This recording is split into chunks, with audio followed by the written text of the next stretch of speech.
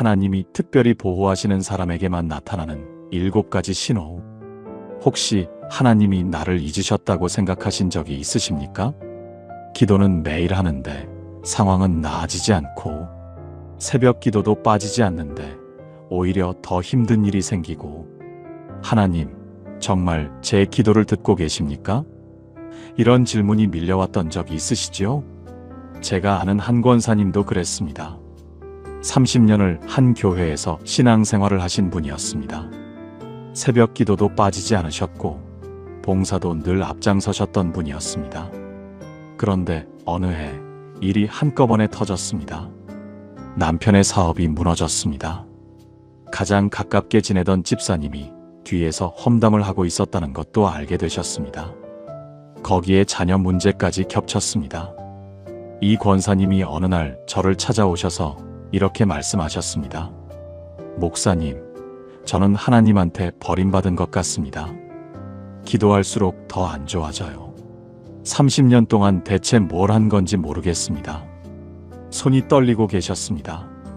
눈은 벌겋게 부어 있었는데 울지는 않으셨습니다. 눈물도 다 마른 것 같았습니다. 그 모습을 보면서 저도 아무 말이 나오지 않았습니다. 저도 같은 질문을 품었던 적이 있었기 때문입니다.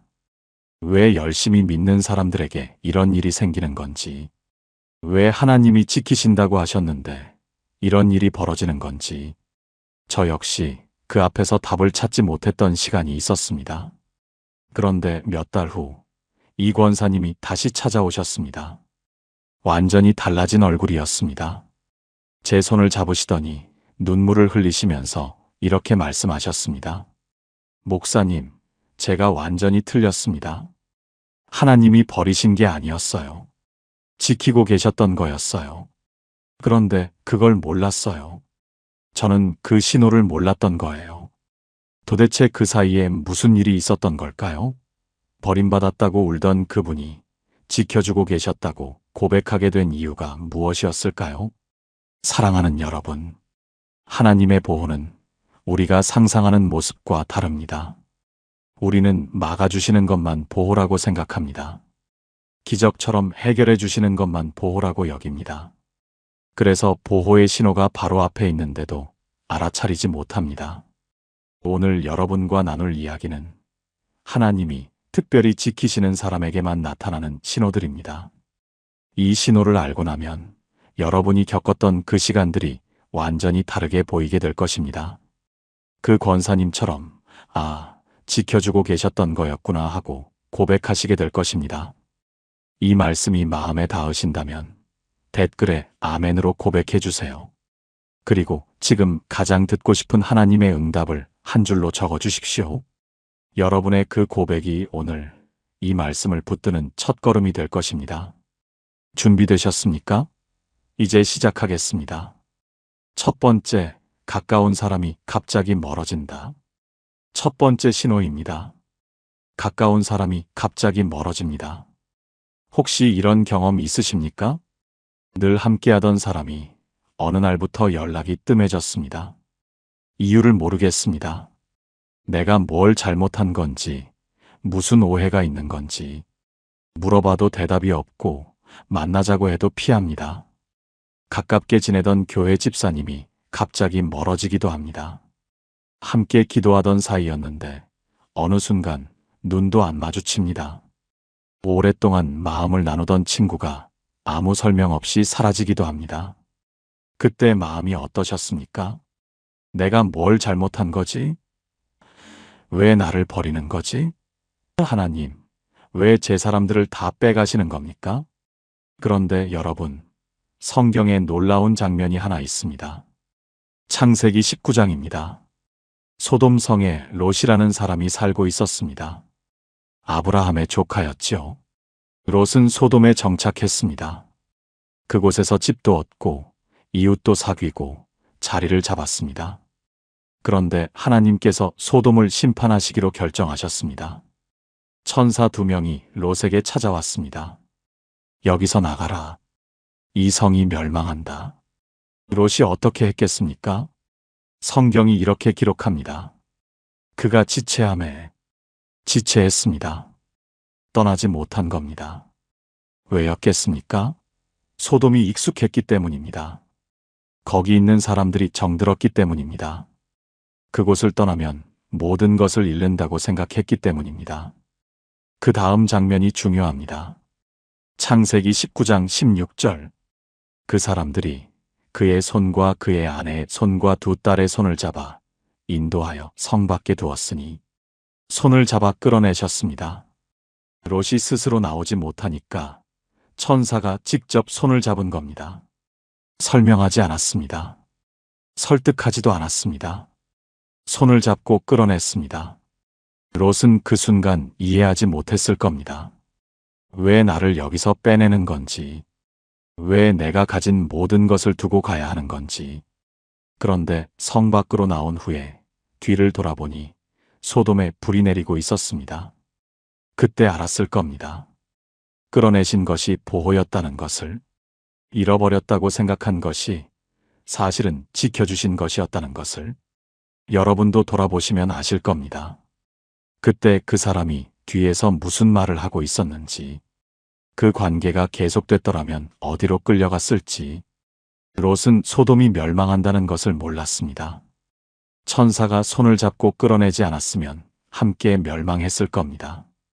여러분의 그 관계도 마찬가지였을 수 있습니다. 그때 떠나간 사람 때문에 아직도 마음이 아프시다면 이렇게 생각해 보십시오. 그 사람이 떠난 것이 아니라 하나님이 빼내신 것일 수 있습니다. 그 문이 닫힌 것이 아니라 하나님이 막아주신 것일 수 있습니다. 오늘 한 가지만 해보시겠습니까? 그때 끊어진 관계 하나를 떠올려 보십시오. 그리고 조용히 이렇게 고백해 보십시오. 하나님, 그때 지켜주셨던 거였군요. 감사합니다. 함께 기도하시겠습니까? 하나님 아버지, 감사합니다. 제가 버림받았다고 생각했던 그 순간에도 주님은 저를 지키고 계셨습니다. 떠나간 사람들 앞에서 아파했지만 이제 알겠습니다. 그것이 주님의 보호였음을 고백합니다. 롯의 손을 잡아 끌어내신 그 하나님이 저의 손도 잡고 계셨음을 믿습니다. 앞으로도 주님이 빼내시는 것을 붙잡지 않겠습니다. 주님이 닫으시는 문을 다시 열려고 하지 않겠습니다. 예수님의 이름으로 기도합니다. 아멘. 여러분, 이것이 첫 번째 신호입니다. 그런데 두 번째 신호는 이것보다 더 알아차리기 어렵습니다. 두 번째, 혼자인 시간이 길어진다. 두 번째 신호입니다. 혼자인 시간이 길어집니다. 전화가 조용해집니다. 모임에 불려가는 일이 줄어듭니다. 사람들이 찾지 않습니다. 예전에는 이런저런 모임에 불려다니느라 바빴는데 어느 순간 조용해진 겁니다. 처음에는 섭섭합니다. 나를 잊은 건가? 내가 필요 없어진 건가? 점점 외로워집니다. 교회에서도 혼자인 것 같고, 집에서도 혼자인 것 같고, 기도할 때도 혼자인 것 같습니다. 그런데 여러분, 이 외로운 시간이 두 번째 신호입니다. 성경에서 하나님이 크게 쓰시려는 사람에게 반드시 하시는 일이 있습니다. 혼자 있게 하시는 겁니다. 엘리야를 보겠습니다. 열왕기상 17장 3절에서 4절입니다. 하나님이 엘리야에게 말씀하셨습니다. 이곳을 떠나 동쪽으로 가서 요단 앞 그릿 시냇가에 숨어 있으라. 그 시내에서 물을 마시라. 내가 까마귀들에게 명하여 거기서 너를 먹이게 하리라. 숨어 있으라고 하셨습니다. 엘리야가 누굽니까? 이스라엘에서 가장 강력한 선지자였습니다. 아합 왕 앞에 서서 담대하게 선포하던 사람이었습니다. 그런 사람에게 하나님이 하신 말씀이 숨으라였습니다. 사람들 앞에 나서지 말고 아무도 없는 시냇가에 가서 혼자 있으라. 엘리야의 심정이 어땠겠습니까? 하나님, 저는 지금 사역해야 할 때 아닙니까? 왜 저를 이런 곳에 숨기시는 겁니까? 이스라엘 백성이 저를 필요로 하고 있는데요. 그런데 하나님은 대답 대신 까마귀를 보내셨습니다. 아침에 떡과 고기를 물어다 주고, 저녁에 또 떡과 고기를 물어다 주고, 까마귀가 먹이를 날라왔습니다. 여러분, 까마귀가 어떤 새입니까? 율법에서 부정한 새로 분류된 새입니다. 사람들이 가까이 하지 않는 새입니다. 하나님이 가장 깨끗하지 않다고 여겨지는 새를 통해서 엘리야를 먹이신 겁니다. 왜 하필 까마귀였겠습니까? 엘리야에게 가르치시려는 것이 있었기 때문입니다. 내가 기대하는 방식이 아니어도 내가 너를 먹이고 있다. 내가 이해하지 못하는 통로로도 내가 너를 채우고 있다. 그리 시냇가에서 엘리야는 혼자였습니다. 사람도 없었고 사역도 없었고 아무 일도 일어나지 않았습니다. 그런데 바로 그 시간이 엘리야를 갈멜산으로 데려간 겁니다. 그리 시냇가에 고요한 시간이 없었다면 바알 선지자 850명 앞에 혼자 설 수 있는 엘리야는 없었습니다. 혼자인 시간은 벌이 아니었습니다. 준비였습니다. 여러분도 지금 그리 시냇가에 계신 건 아닙니까? 사람들이 찾지 않는 시간, 조용하고 외로운 시간, 아무 일도 일어나지 않는 것 같은 시간, 그 시간이 여러분을 갈멜산으로 데려가고 있습니다. 제가 아는 한 집사님이 비슷한 시간을 보내셨습니다. 남편이 은퇴하고 자녀들이 독립하고 교회에서도 맡은 직분이 끝나면서 갑자기 아무 할 일이 없어지셨다고 합니다. 목사님, 저는 이제 쓸모없는 사람이 된 것 같아요. 아무도 저를 필요로 하지 않아요. 기도도 읽히지 않아요. 그런데 그 조용한 시간 동안 이 집사님에게 한 가지 변화가 일어났습니다. 목사님, 며느리한테 전화가 왔는데요. 예전에는 그냥 안부 전하려니 했을 텐데 이번에는 다르게 들렸어요. 며느리 목소리 뒤에 외로움이 있더라고요. 그래서 처음으로 제가 먼저 물었어요. 혹시 요즘 힘든 일 있니? 며느리가 한참을 울었습니다. 바쁘게 사람들 사이에 있을 때는 들리지 않았던 것이 혼자 조용히 있으니까 들리기 시작한 겁니다. 히브리서 5장 14절이 이렇게 말씀합니다. 단단한 음식은 장성한 자의 것이니 그들은 지각을 사용함으로 연단을 받아 선악을 분별하는 자들이니라. 분별력은 소음 속에서 자라지 않습니다. 고요한 곳에서 자랍니다. 하나님이 여러분을 혼자 두신 것이 아닙니다. 여러분의 영적 귀를 열어주시는 중입니다. 엘리야에게 까마귀를 보내셨듯이 여러분에게도 보내고 계십니다. 여러분이 기대하지 않았던 방식으로, 기대하지 않았던 통로로 지금도 채우고 계십니다. 외로운 시간을 원망하지 마십시오. 그 시간이 여러분을 다음 계절로 데려가고 있습니다. 이번 주에 한 가지만 해보시겠습니까? 하루에 10분만 아무것도 하지 말고 조용히 앉아 보십시오. 말씀을 한 구절만 펼쳐놓고 소리내어 읽어보십시오. 하나님이 그 고요한 시간에 무엇을 보여주시는지 귀를 기울여 보십시오. 함께 기도하시겠습니까?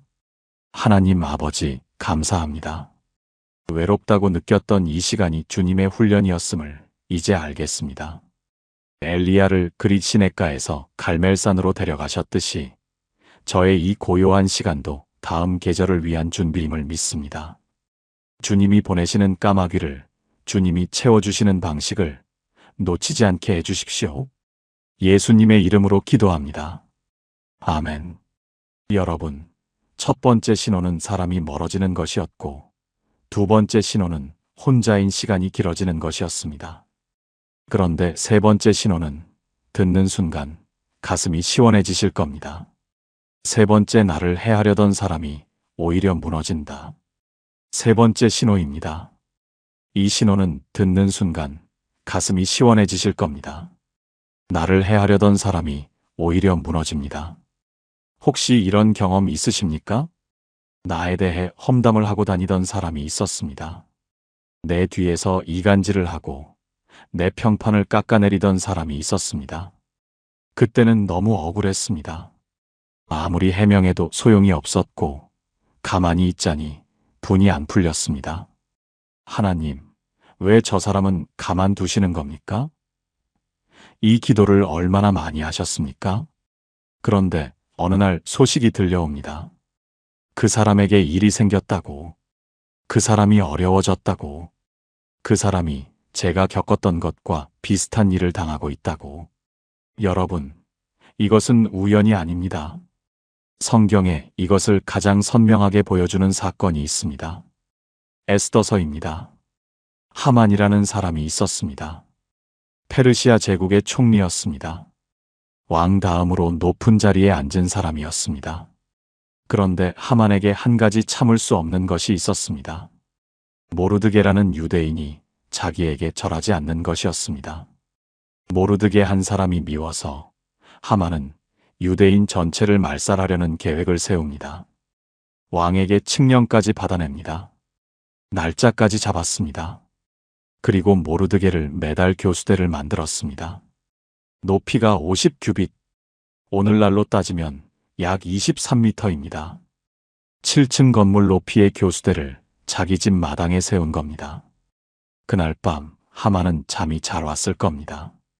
내일이면 모르드게가 저 교수대에 달린다. 유대인들은 전부 죽는다. 모든 것이 내 계획대로 된다. 그런데 그날 밤 잠이 오지 않는 사람이 한 명 있었습니다. 왕이었습니다. 아하수에로 왕이 그날 밤 잠을 이루지 못한 겁니다. 뒤척이다가 궁정 기록을 가져오라고 했습니다.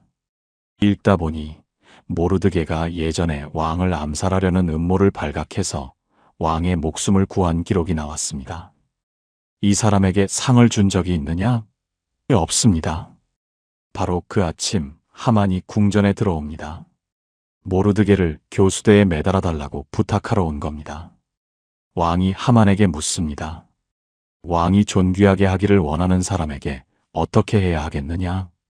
하만은 당연히 자기 얘기인 줄 알았습니다. 신나서 대답합니다.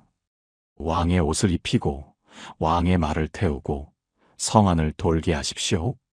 왕이 말합니다. 그대로 유대인 모르드게에게 하라. 하만이 직접 모르드게에게 왕의 옷을 입히고 왕의 말을 태우고 성안을 다니며 외쳐야 했습니다. 왕이 존귀하게 하시는 사람이로다. 이것만으로 끝이 아닙니다. 에스더 7장 10절. 이에 하만을 모르드게를 위하여 준비한 나무에 다니 왕의 노가 그치니라. 모르드게를 매달려고 만든 그 교수대에 하만 자신이 달렸습니다. 시편 7편 15절에서 16절이 정확히 이것을 말씀합니다. 그가 웅덩이를 파 만들다가 자기가 만든 함정에 빠졌도다.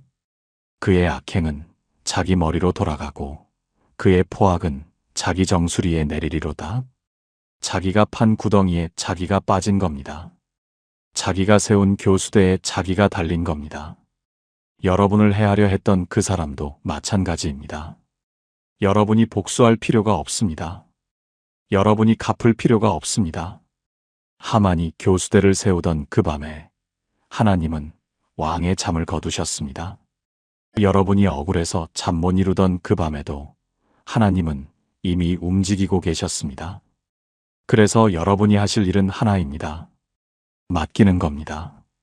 그 사람에 대한 분노를, 억울함을, 원망을 하나님께 맡기는 겁니다. 오늘 한 가지만 해보시겠습니까? 지금 가장 억울한 일을 떠올려 보십시오. 그리고 이렇게 기도해 보십시오. 하나님, 이 사람을 주님께 맡깁니다. 제가 갚지 않겠습니다. 이 기도가 여러분의 마음을 자유롭게 할 것입니다. 함께 기도하시겠습니까? 하나님 아버지, 저를 해하려 했던 사람들을 주님께 맡깁니다. 제가 갚으려 하지 않겠습니다. 하만의 교수대를 뒤집으신 주님이 저의 억울함도 풀어주실 줄 믿습니다. 제 마음에 남아있는 분노와 원망을 내려놓겠습니다. 주님의 공의를 신뢰합니다. 예수님의 이름으로 기도합니다. 아멘. 여러분, 세 번째 신호까지 보셨습니다. 사람이 멀어지고 혼자인 시간이 길어지고 해하려던 사람이 무너지는 것. 이것이 하나님이 지키고 계시다는 신호입니다. 그런데 네 번째 신호는 여러분 자신 안에서 일어나는 변화입니다. 네 번째, 상황은 안 변했는데 예전처럼 무너지지 않는다. 네 번째 신호입니다.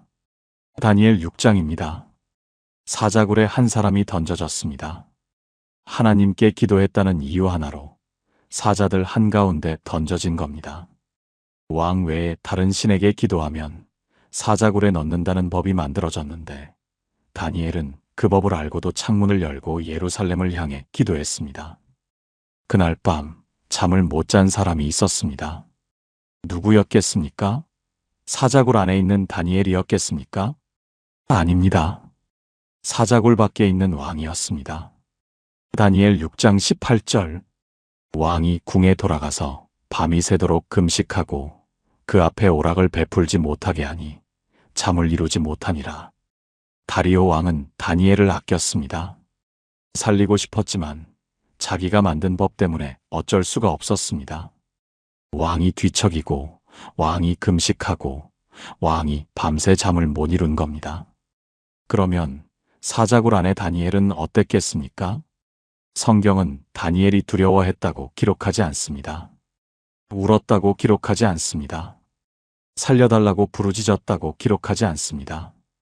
다음 날 아침 왕이 급히 사자굴로 달려왔습니다. 슬픈 소리로 불렀습니다. 다니엘아, 살아계시는 하나님의 종 다니엘아, 내가 항상 섬기는 내 하나님이 너를 사자에게서 구원하시기에 능하셨느냐? 다니엘이 대답합니다. 왕이여, 영원히 사옵소서. 나의 하나님이 그의 천사를 보내어 사자들의 입을 봉하셨으므로 사자들이 나를 해치지 못하였나이다. 사자들의 입이 봉해져 있었습니다. 다니엘에게는 상처 하나 없었습니다. 밖에서는 왕이 뒤척이고 있었는데 안에서는 다니엘이 평안했던 겁니다. 여러분도 혹시 이런 경험 있으십니까? 예전에는 그 소식을 들으면 밤잠을 설쳤을 겁니다. 예전에는 그 사람의 말 한마디에 하루 종일 마음이 무너졌을 겁니다. 예전에는 통장 잔고를 보면 숨이 막혔을 겁니다. 그런데 이상합니다. 요즘은 괜찮은 겁니다. 상황이 좋아진 게 아닙니다. 문제가 해결된 것도 아닙니다. 그런데 예전처럼 흔들리지 않습니다. 내가 무감각해진 건가? 포기한 건가? 이런 생각이 드실 수 있습니다. 그것은 무감각이 아닙니다. 하나님의 평안입니다. 사자가 사라진 게 아닙니다. 사자의 입이 봉해진 겁니다. 여러분의 문제도 마찬가지일 수 있습니다. 문제가 사라지지 않았는데 괜찮은 것, 상황이 달라지지 않았는데 마음이 무너지지 않는 것, 그것은 포기가 아닙니다. 하나님이 사자의 입을 봉하고 계신 겁니다. 빌립보서 4장 7절이 이렇게 말씀합니다. 그리하면 모든 지각에 뛰어난 하나님의 평강이 그리스도 예수 안에서 너희 마음과 생각을 지키시리로다. 모든 지각에 뛰어난 평강, 이해할 수 없는 평안, 설명이 안 되는 고요함. 이것이 네 번째 신호입니다. 주변 사람들은 이해하지 못할 겁니다. 저 상황에 어떻게 저렇게 담담할 수 있지? 왜 무너지지 않지? 그들은 모릅니다. 여러분의 사자굴 안에 하나님이 천사를 보내셨다는 것을, 사자의 입이 이미 봉해져 있다는 것을, 오늘 밤 잠들기 전에 이 한마디만 고백해 보십시오. 주님이 지키시니 평안합니다.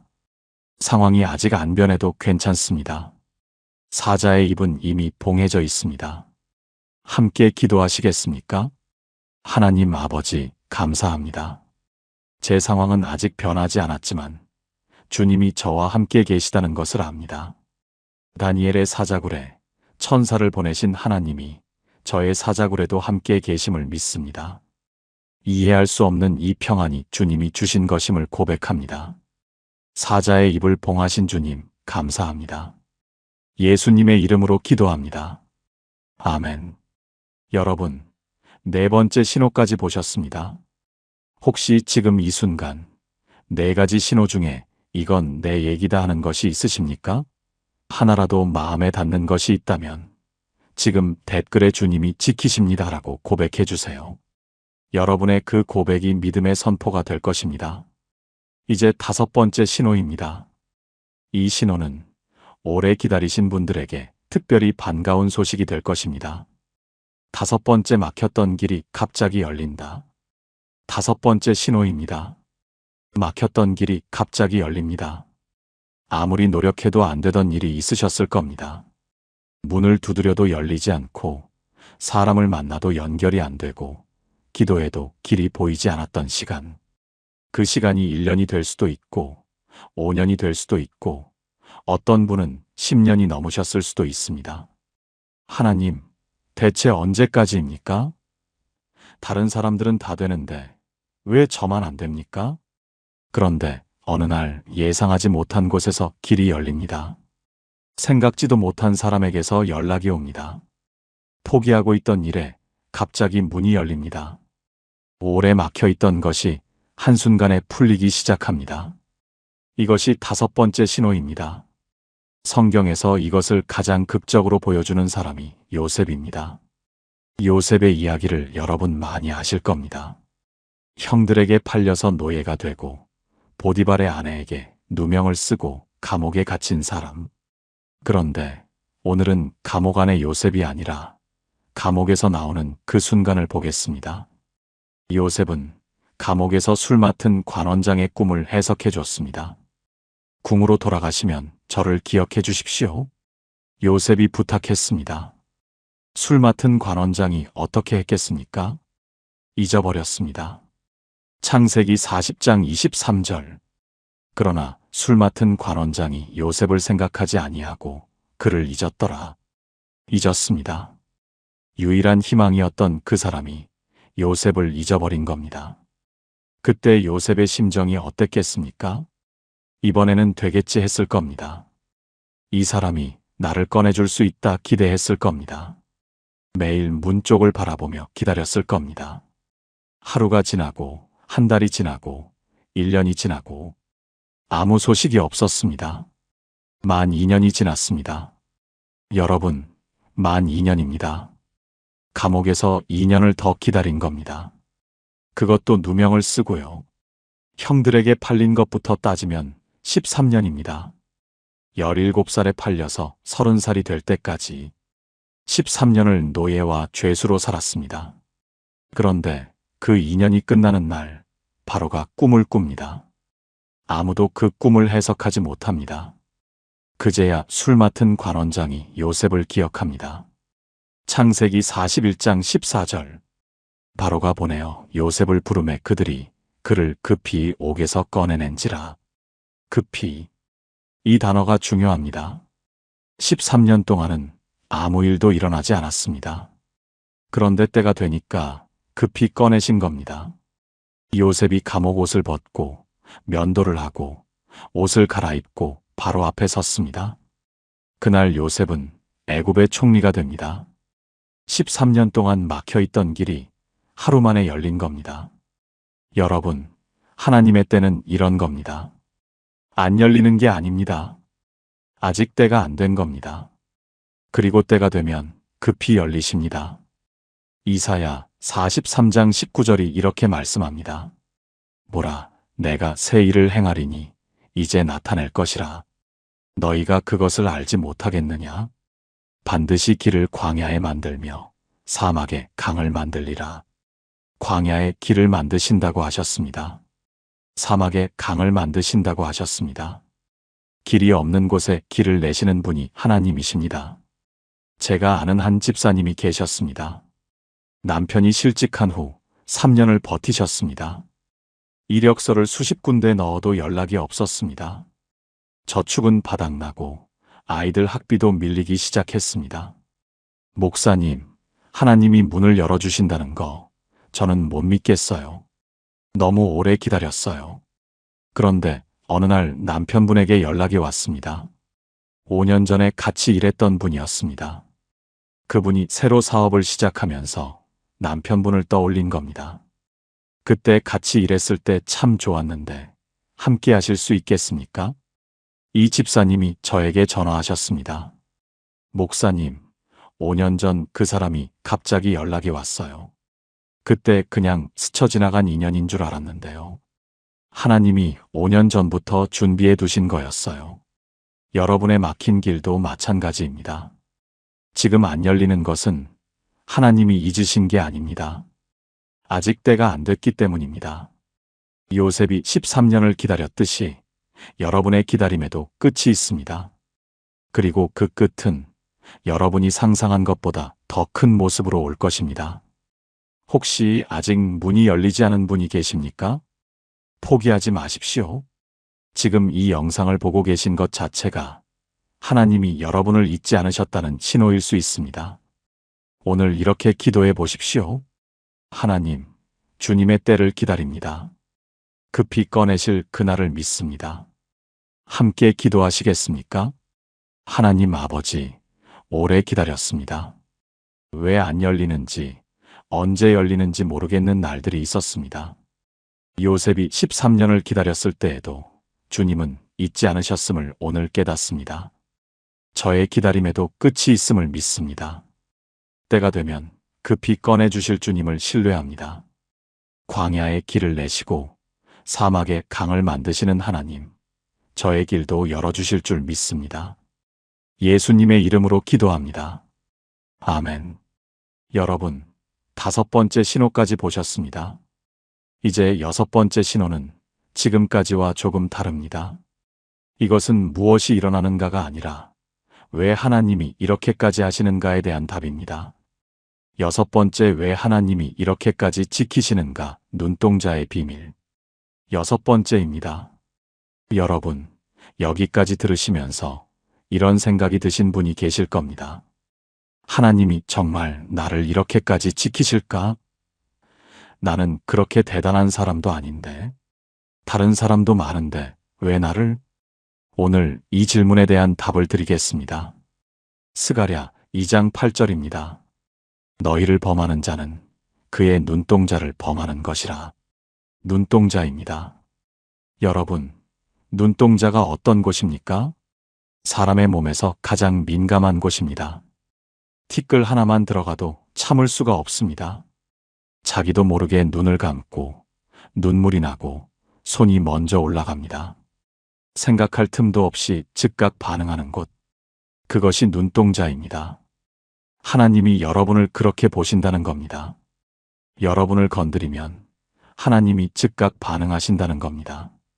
생각하시고 판단하시고 결정하시는 게 아니라 즉각 움직이신다는 겁니다. 신명기 32장 10절도 같은 표현을 씁니다. 여호와께서 그를 황무지에서 짐승이 부르짖는 광야에서 만나시고 호위하시며 보호하시며 자기의 눈동자같이 지키셨도다. 눈동자같이 지키셨다고 했습니다. 호위하시며 보호하시며 눈동자같이 세 겹으로 지키신다는 겁니다. 여러분, 이것이 왜 중요한지 아십니까? 앞에서 보셨던 5가지 신호를 다시 떠올려 보십시오. 가까운 사람이 멀어졌을 때 하나님의 눈동자가 반응하신 겁니다. 혼자인 시간이 길어졌을 때 하나님이 호위하고 계셨던 겁니다. 해하려던 사람이 무너졌을 때 하나님이 보호하신 겁니다. 상황 속에서 평안이 찾아왔을 때 하나님이 눈동자같이 지키신 겁니다.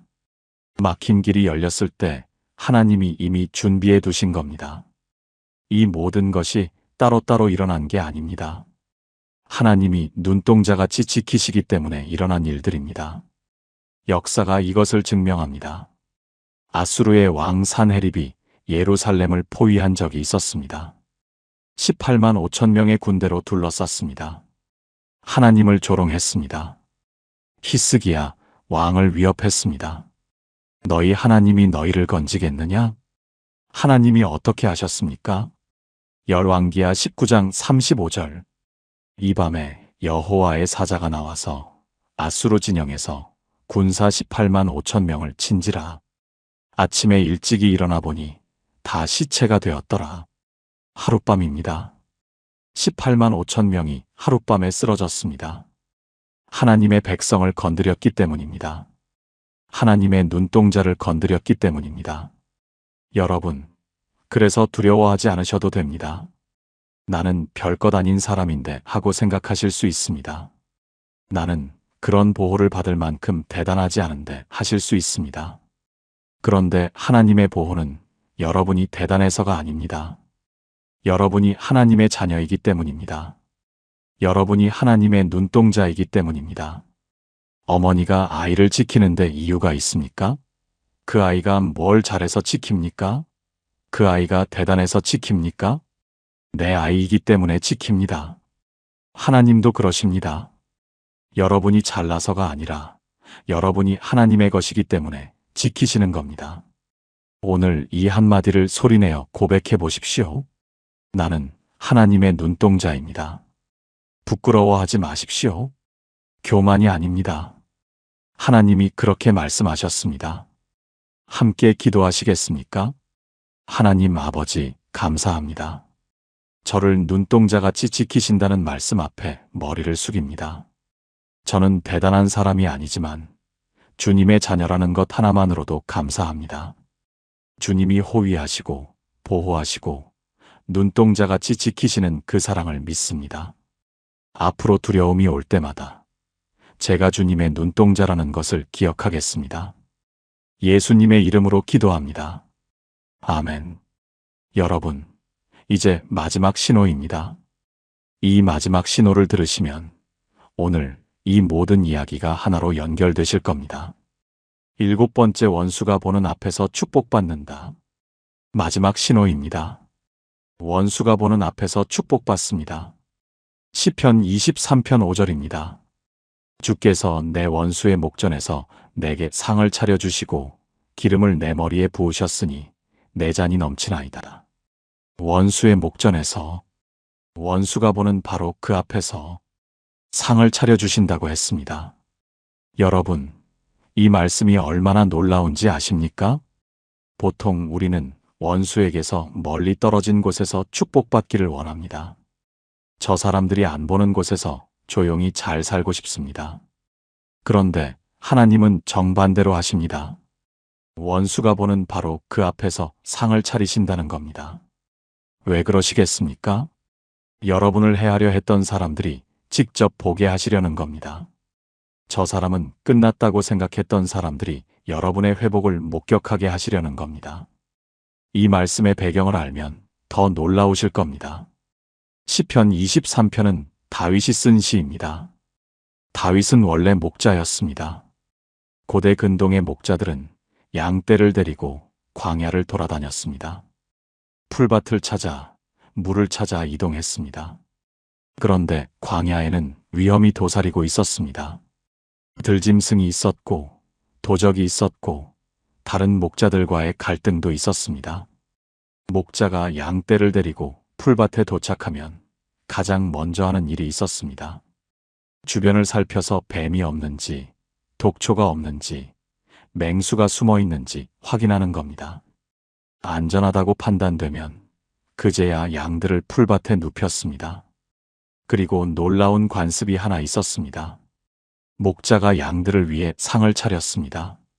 넓고 평평한 바위 위에 곡식과 물을 놓아주고 양의 머리에 기름을 발라줬습니다.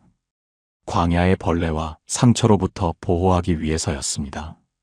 이때 주변에 들짐승들이 있었습니다. 멀리서 지켜보고 있었습니다.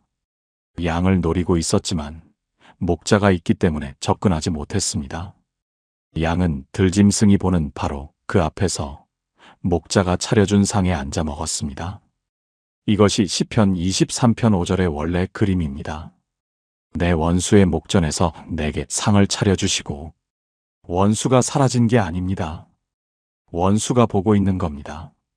그런데 접근하지 못합니다. 목자가 지키고 있기 때문입니다. 여러분의 삶도 이런 겁니다. 여러분을 해하려 했던 사람들이 사라지지 않을 수도 있습니다. 여전히 근처에 있을 수 있습니다. 여전히 지켜보고 있을 수 있습니다. 그런데 그들이 보는 바로 그 앞에서 하나님이 여러분에게 상을 차려주십니다. 여러분을 끝났다고 생각했던 사람들이 여러분의 회복을 봅니다. 여러분을 무시했던 사람들이 여러분의 축복을 봅니다. 여러분을 조롱했던 사람들이 여러분의 변화를 봅니다. 여러분은 아무 말도 하실 필요가 없습니다. 해명하실 필요도 증명하실 필요도 없습니다. 하나님이 차려주신 상이 모든 것을 말해줄 것입니다. 도입부에서 말씀드렸던 그 권사님을 기억하십니까? 하나님한테 버림받은 것 같습니다. 그렇게 울던 권사님이 몇 달 후에 달라진 얼굴로 다시 오셨습니다. 지켜주고 계셨던 거였어요. 그 권사님에게 무슨 일이 있었겠습니까? 떠나간 사람들이 보호였다는 것을 알게 되셨을 겁니다. 혼자였던 시간이 훈련이었다는 것을 깨달으셨을 겁니다. 억울했던 일의 결말을 보셨을 겁니다.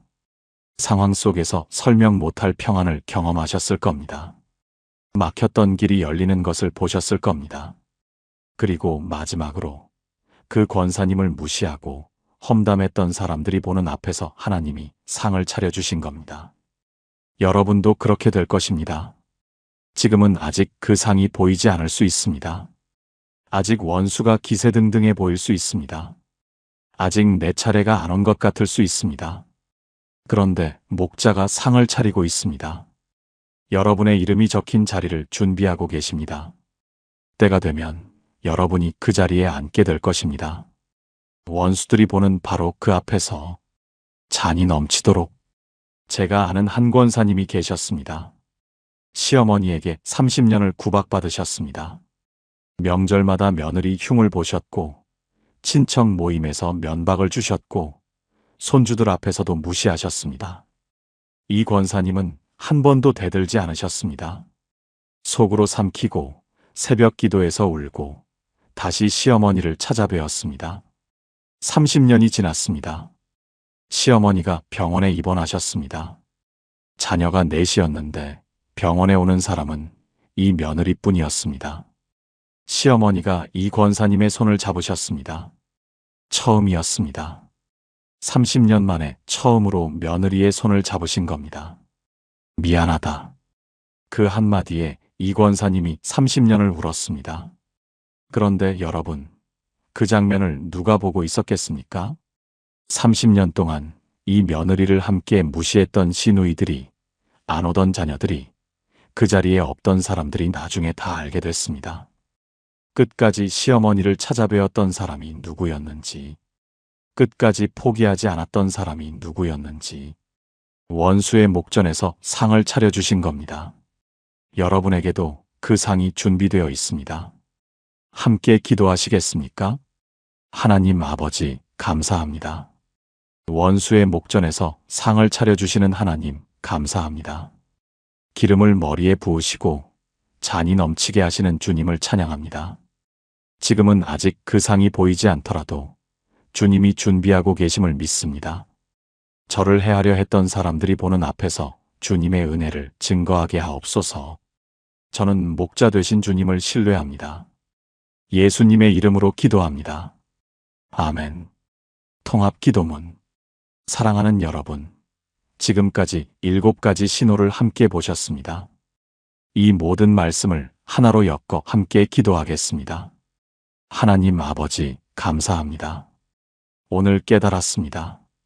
버림받은 줄 알았던 그 순간에도 주님은 저를 지키고 계셨습니다. 가까운 사람이 멀어졌을 때 롯의 손을 잡아 끌어내신 그 손으로 저를 빼내주셨습니다. 혼자인 시간이 길어졌을 때 엘리야에게 까마귀를 보내신 그 하나님이 저를 채워주셨습니다. 저를 해하려 했던 사람 앞에서 하만의 교수대를 뒤집으신 그 공의로 저를 지켜주셨습니다. 상황 한가운데서 다니엘의 사자굴에 천사를 보내신 그 하나님이 저에게도 평안을 주셨습니다. 막혔던 길 앞에서 요셉을 급히 꺼내신 그 하나님이 저의 길도 열어주실 줄 믿습니다. 주님, 저는 주님의 눈동자입니다.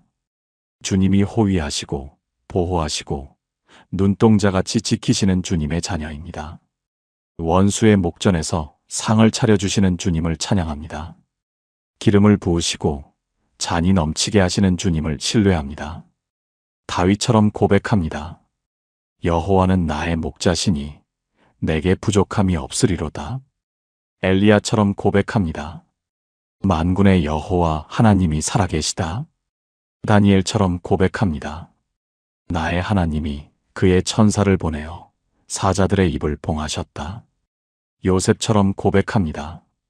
하나님은 그것을 선으로 바꾸사 많은 백성의 생명을 구원하게 하셨다. 이 고백이 저의 삶에서 이루어지게 하옵소서. 오늘 이후 두려움이 찾아올 때마다 이 7가지 신호를 기억하게 하옵소서. 주님이 지키신다는 것을 잊지 않게 하옵소서. 예수님의 이름으로 기도합니다.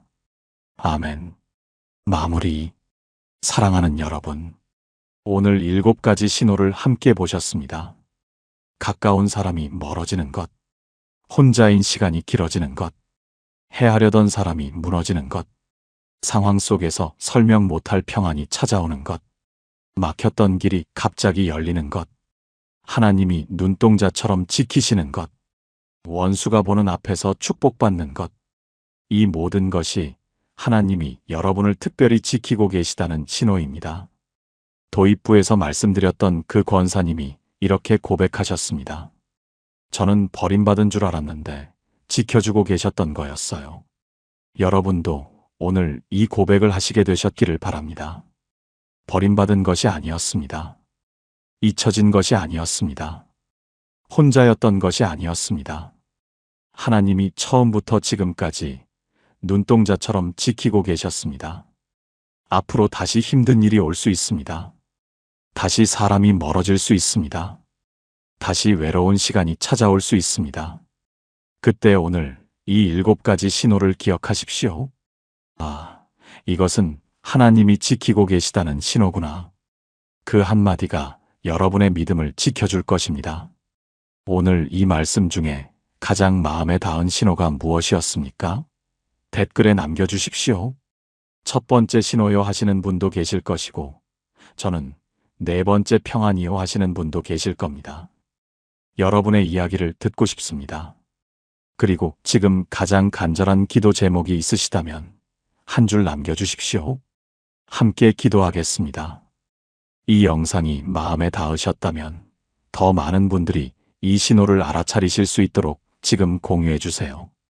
여러분의 작은 나눔 하나가 누군가에게는 생명의 말씀이 될 수 있습니다. 하나님이 여러분을 눈동자같이 지키시고 원수의 목전에서 상을 차려주시며 잔이 넘치도록 축복하시기를 기도합니다. 여러분은 하나님이 특별히 지키시는 사람입니다.